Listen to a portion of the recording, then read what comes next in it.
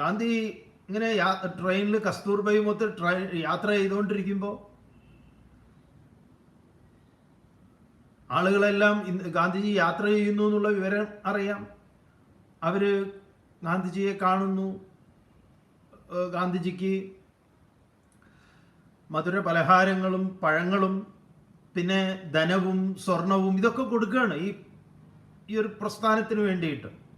നമ്മൾ നേടിയ സ്വാതന്ത്ര്യം, ആളുകളുടെ ഈ അഭിനന്ദനങ്ങളൊക്കെ ഏറ്റുവാങ്ങിക്കൊണ്ട് പോകുന്ന കൂട്ടം എല്ലായിടത്തും റെയിൽവേ സ്റ്റേഷനുകൾ മഹാത്മജിക്ക് ജയ് ഈ വിളികളാണ് ഉണ്ടാവുന്നത്. അങ്ങനെ ഒരു സ്റ്റേഷനിൽ ഒരാൾ നല്ല പൂക്കുറ്റിയായിട്ട്, ഈ പൂക്കുറ്റി എന്നുള്ള വാക്ക് നിങ്ങൾക്ക് അറിയാം എന്ന് തോന്നുന്നു, അടിച്ച് പൂസായിട്ട് എന്നാണ് പൂക്കുറ്റിക്ക് അർത്ഥം. പൂക്കുറ്റി എന്ന് പറഞ്ഞാൽ മേശപ്പൂ എന്ന് പറയുന്ന ഒരു സാധനമുണ്ട്. അപ്പോൾ ഒരു പൂക്കുറ്റി ഇങ്ങനെ വരികയാണ്. എന്താ ഈ പൂക്കുറ്റി പറയണത്? കസ്തൂർബാക്കി ജയ്, കസ്തൂർബാക്കി ജയ്. ആളുകൾക്ക് ഇതാരടാ ഇങ്ങനെയൊരു ജയ് വിളി? അവർക്കിത് ഏറ്റുവിളിക്കണോ?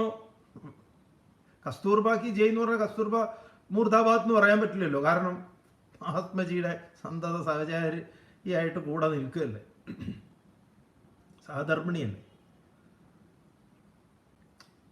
അപ്പോൾ അടുത്തവർക്കൊക്കെ മനസ്സിലായോ ഇത് ഇദ്ദേഹത്തിൻ്റെ പുത്രൻ തന്നെയാണല്ലോ. അടുത്തേക്ക് വരുമ്പം തന്നെ ആ മണം കേട്ടാൽ ചിലർ കിറങ്ങി താഴെ വീണു പോകും.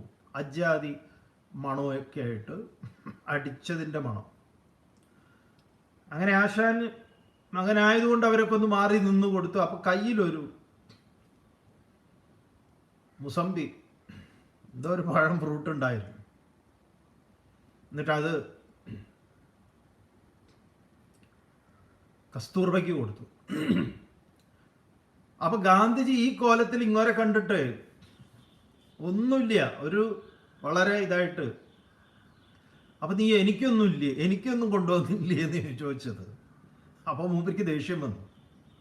മൂപ്പര് പറയാണ്, എൻ്റെ അമ്മയുടെ ഔദാര്യത്തിലാണ് നിങ്ങൾ ഈ മഹാത്മാ എന്നൊക്കെ ആളുകൾ വിളിക്കുന്നത്, അത് ഓർമ്മ വേണം.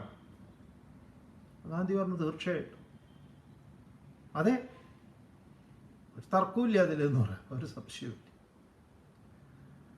അപ്പൊ നമുക്കറിയാം അദ്ദേഹം ചെയ്തു കൂട്ടിയിട്ടുള്ള ദേവദാസും മോഹൻദാസും ഈ 4 പേരും